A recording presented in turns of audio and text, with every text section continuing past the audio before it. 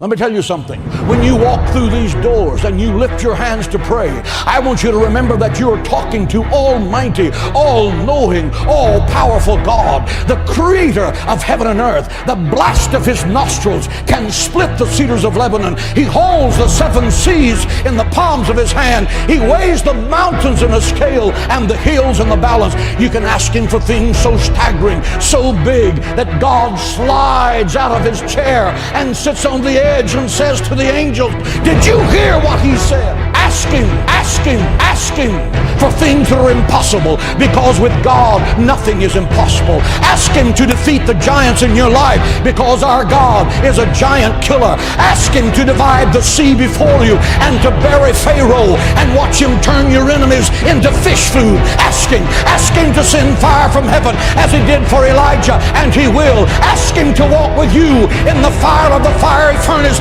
and be the fourth man in the fire, and he will. He said you will walk through the fire and the fire will not burn you. You will walk through the water and the water will not drown you. Ask him. He's the God who cannot fail. He's waiting to show you great and mighty things. Ask him. Pray, pray, pray. God in heaven wants you to have that power. You are made in the image of God. God is not a statue. He speaks, he thinks, he talks, he feels our infirmities. He answers our prayer. He's alive. He's Jehovah Shammah, the God who is there. He's Jehovah Nissi, the Lord who is our banner. He's Jehovah Shalom, the God our peace. Pray, pray, pray.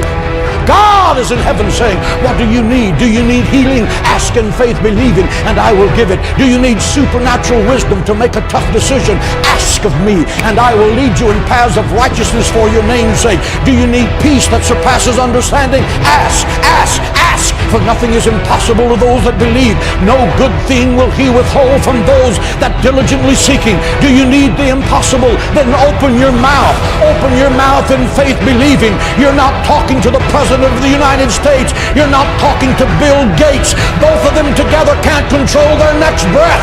You're talking to the Creator of heaven and earth. He owns the cattle on 1,000 hills. He uses gold for asphalt on the streets of heaven. He moves mountains. He divides seas. He'll give you wells you didn't dig, vineyards you didn't plant, houses you didn't build. He will make you the head and not the tail, because nothing is impossible to you.